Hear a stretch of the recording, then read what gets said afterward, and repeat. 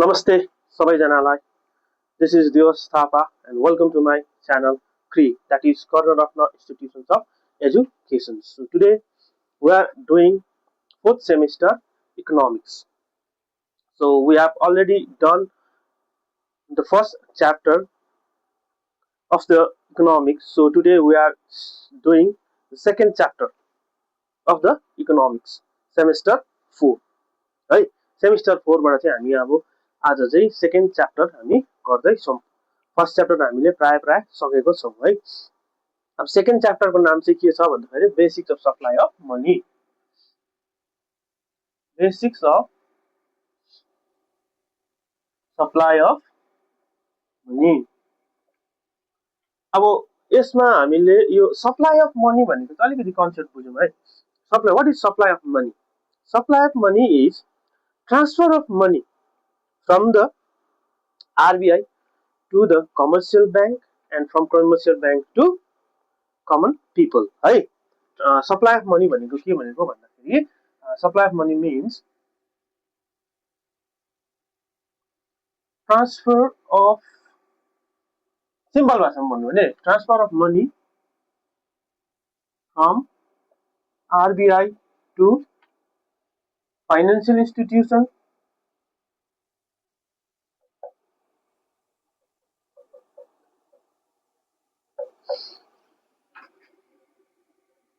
from financial institution to common people. है transfer गर्नु money, जस्तै मनी कसले बनाउँछ? RBI ले बनाउँछ. Money is created by the RBI, हैन, printed by the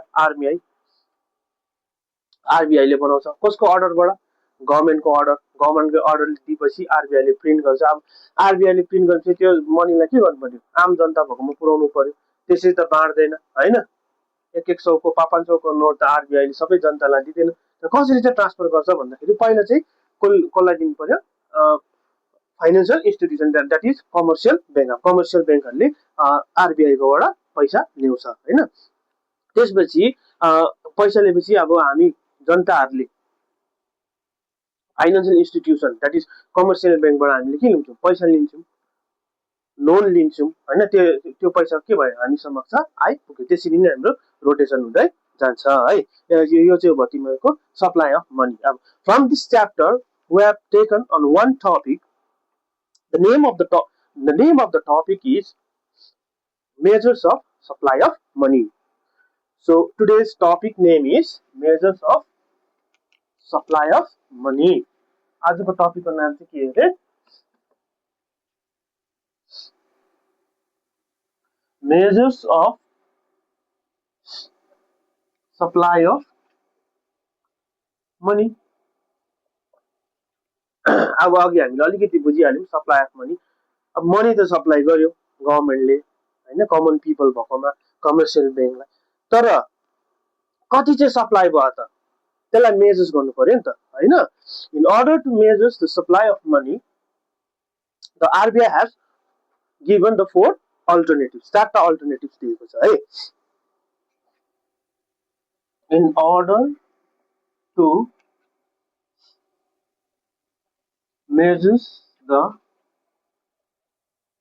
supply of money, RBI has given 4 alternatives. 4टा अल्टरनेटिभ्स दिएको छ to measures the supply of money.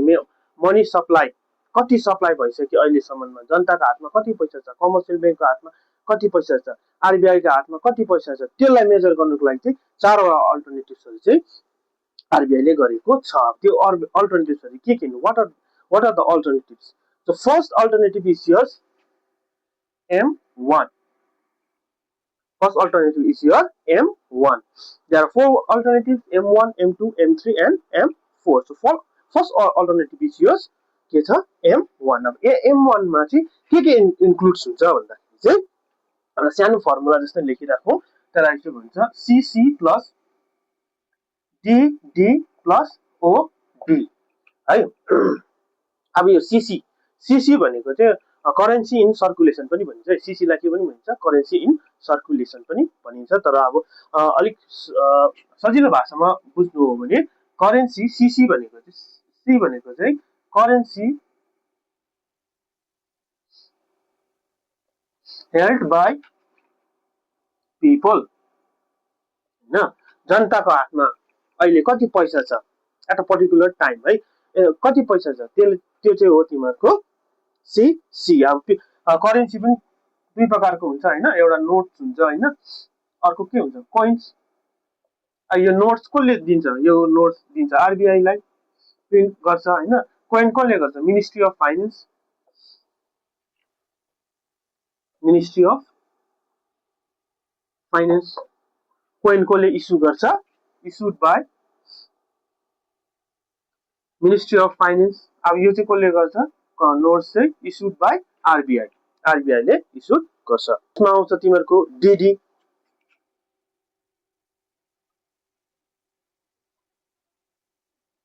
Demand deposit by the people with the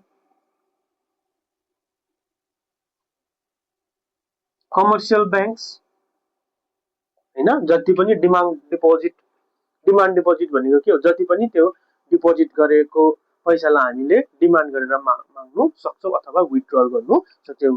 we can withdraw this money any time हैन, हामी जति बेला पनि withdraw गर्नु सक्छौं। त्यो चाहिँ हो तिमीहरूको डिमान्ड डिपोजिट हैन। अर्को छ OD। अब OD मा चाहिँ के आउँछ भनेको, OD भनेको चाहिँ अदर डिपोजिट है। OD भनेको चाहिँ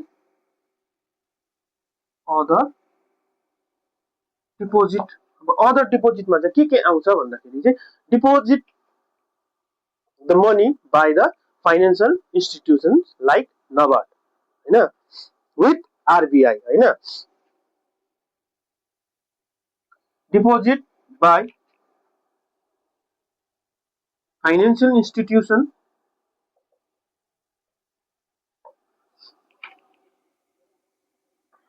like NABARD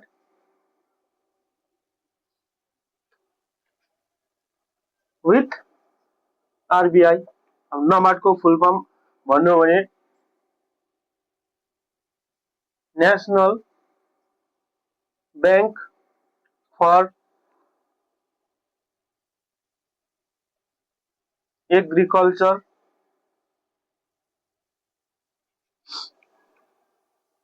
and rural development, NABARD को फुल फर्म हैन। अब के आउँदो रहेछ भन्दा अदर डिपोजिटमा deposit by the financial institutions like the NABARD। अब जुन चाहिँ NABARD ले RBI माथि डिपोजिट गरेको, RBI माथि हैन, RBI मा डिपोजिट गरेको मनीहरु पनि छ, त्यो पनि इन्क्लुड हुन्छ तिमीहरूको M1 मा है। यो चाहिँ भयो तिमीहरूको M1। अब कुन चाहिँ फेरि इन्क्लुड हुँदैन त, कुन पैसा चाहिँ इन्क्लुड हुँदैन मनी डिपोजिट हैन, इन RBI चाहिँ इन्क्लुड हुँदैन भन्दाखेरि चाहिँ तिमीहरूको money that are deposit by the government, त्यो चाहिँ include, not included in M1, not included in M1।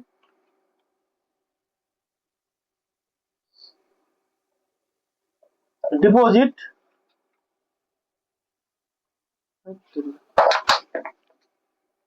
sorry money deposit by government to RBI हैन। गभर्नमेन्टले जति पनि पैसा RBI मा डिपोजिट गरेको त्यो चाहिँ M1 मा इन्क्लुड हुँदैन। अर्को केमा हुँदैन भन्दाखेरि inter banking deposit, inter banking deposit. Inter banking भनेको बैंक, एउटा बैंकदेखिको अर्को बैंकमा डिपोजिट गरेको, त्यसलाई चाहिँ भन्छ इन्टर बैंकिङ डिपोजिट। जस्तै अब HDFC बैंक छ रे, HDFC बैंकले चाहिँ RBI एसबीआई मा चाहिँ डिपोजिट गरेको छ भने त्यो पनि इन्क्लुड हुन्छ, त्यसलाई चाहिँ भनिन्छ inter banking deposit. So M1 is your CC plus DD plus OD, होइन? Currency held by the people, the currency are the notes and the coins and the demand deposits of the peoples by the in the commercial bank, होइन? And OD means other deposits. यो चाहिँ भयो तिमीहरूको M1. So next is your M2. So M2 मा के include हुन्छ भन्दाखेरि M2 includes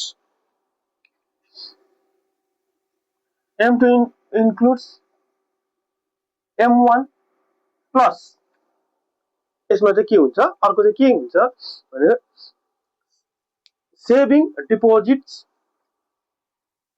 in the post office saving banks, हैन? यसमा अर्को के इन्क्लुड हुन्छ, saving deposit in the post office saving, हैन? पोस्ट अफिस सेभिङमा चाहिँ तिमीहरूको डिपोजिट गरेको पनि यसमा इन्क्लुड हुन्छ, त्यो चाहिँ तिमीहरूको M2। यति नै छ M2 मा। अब M3 मा के इन्क्लुड हुन्छ भन्दाखेरि M3 मा हुन्छ तिमीहरूको M1 plus time deposit with the commercial bank, time deposit by people with the commercial bank। Time डिपोजिटलाई अर्को हामी के पनि भनिन्छ, अस्ति हामीले पढिहाल्यौँ, एफडी फिक्स्ड डिपोजिट। यो सर्टेन पिरियड अफ टाइममा चाहिँ हामीले के गर्छौँ, डिपोजिट गरेको हुन्छौँ, हैन? एन्ड हाई रेट अफ इन्ट्रेस्टहरू पाइन्छ, त्यो चाहिँ हो फिक्स्ड डिपोजिट। यसलाई अर्को नाम के पनि भनिन्छ, टाइम डिपोजिट। यो चाहिँ भयो तिमीहरूको M1। अब लास्ट वान इज हियर के छ, M3 मा सरी M4 मा के इन्क्लुड हुन्छ भने M3 प्लस है, M4 मा तिमीहरूको M3 plus total deposits in the total deposit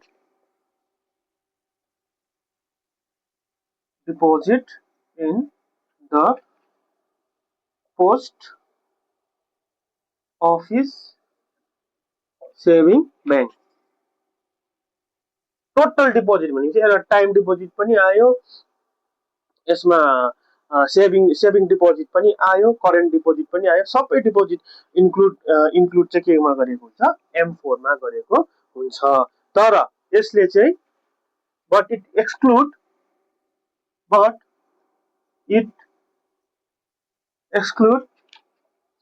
NSC चाहिँ यसले के गरेको हुन्छ, एक्सक्लुड। NSC भनेको के हो,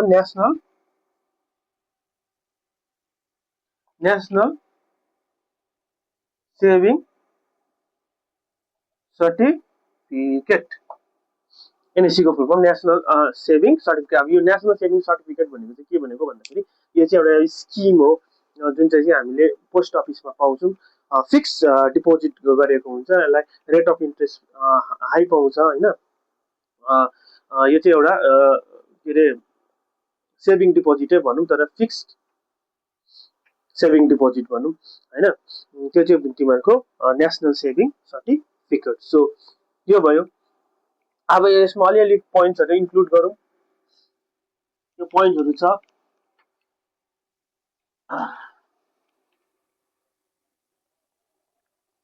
केहरू छ भन्दाखेरि फर्स्टमा छ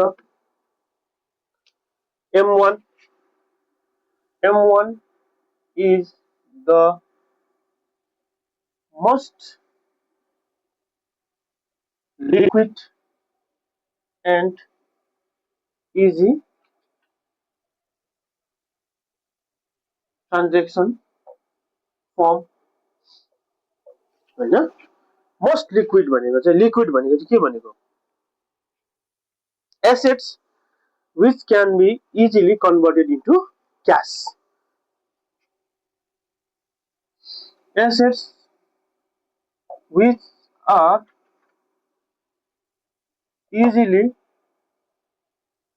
converted into cash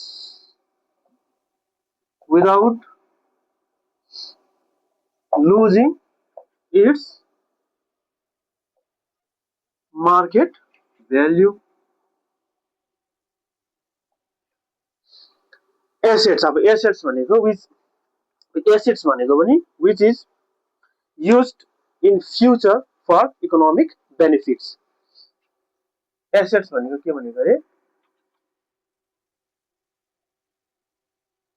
things which are used in future for economic benefits. Liquidity बुझौँ ल लिक्विडिटी भनेको चाहिँ assets which are easily converted into the cash without losing its market value. अब लिक्विडिटी भनेको चाहिँ के भनेको भन्दाखेरि एउटा एसेट्स भनेको चाहिँ हामीले कुनै पनि हुनसक्छ त्यो प्रपर्टी पनि हुनसक्छ होइन प्रपर्टी सपोज मानिलियो प्रपर्टी चाहिँ हाम्रो एसेट्स भयो त्यो चाहिँ के हुन्छ भन्दाखेरि चाहिँ भविष्यमा गएर चाहिँ त्यो हामीलाई इकोनोमिक बेनिफिटको लागि काम लाग्छ नि त होइन जस्तै मैले एउटा प्रपर्टी किने अरे त्यो प्रपर्टीले म भविष्यमा गएर घर पनि बनाउन सक्छु त्यसमा होइन अझै एसेट जोड्न सक्छु हो न त्यसलाई बेचेर मैले पैसा अर्न गर्न सक्छु होइन त्यसलाई चाहिँ भनिन्छ एसेट्स होइन अब हाम्रोमा कुनै पनि कुराहरू छ त्यो चाहिँ easily converted into the cash भनेको पैसा होइन पैसामा चाहिँ इजिली कन्भर्ट हुन्छ त्यसलाई चाहिँ भनिन्छ हाम्रो लिक्विड. अब जस्तै cash money itself is the most or the highest form of the liquid होइन पैसा चाहिँ सबसे भन्दा हाइएस्ट फर्म अफ लिक्विड हो. यो चाहिँ इजिली योबाट चाहिँ हामीले कन्भर्ट गर्न सक्छौँ एसेट्सहरू होइन जस्तै मैले बजारमा गएर 10 रुपियाँको मैले सामान किने भने इजिली पाउँछु नि त तर मैले सपोज मेरोमा एउटा के छ भने गाडी छ अरे अब गाडी लगेर गएर मैले ग्रोसरीमा गएर आटा चामल माग्नु त मिल्दैन नि त हुन त त्यो एसेट चाहिँ हो होइन तर इजिली कन्भर्ट हुँदैन नि त अब त्यो गाडी लानु पर्यो लगेर त्यसलाई बेच्नु पर्यो बेचेर के आउँछ मगाउनु क्यास आउँछ अनि क्यास लगेर मैले त्यो ग्रोसरीको सामानहरू किन्नु पर्यो र cash itself is a most liquid form of money होइन. अब क्यास पछि के आउँछ गोल्ड सुन आउँछ सुन पनि हामीले पहिला के गर्नु पर्यो इजिली कन्भर्टेड इन्टु त्यो क्यासमा कन्भर्ट हुन्छ नि त गोल्ड लगेर गएपछि सुन लगाएपछि हामीलाई क्यास दिइहाल्छ होइन क्यास दिएपछि हामीले सामानहरू किन्न सक्छौँ त्यो चाहिँ भयो तिमीहरूको लिक्विड होइन. M1 चाहिँ must liquid and easy transaction form of money होइन इजिली ट्रान्जेक्सन गर्नु सकिन्छ त्यो चाहिँ तिमीहरूको M1. अब M4 चाहिँ फेरि तिमीहरूको इजिली ट्रान्सपोर्ट हुनु सक्दैन M4 चाहिँ. अब M1 and M2 लाई हामी अर्को के भनिन्छ न्यारो मनी पनि भनिन्छ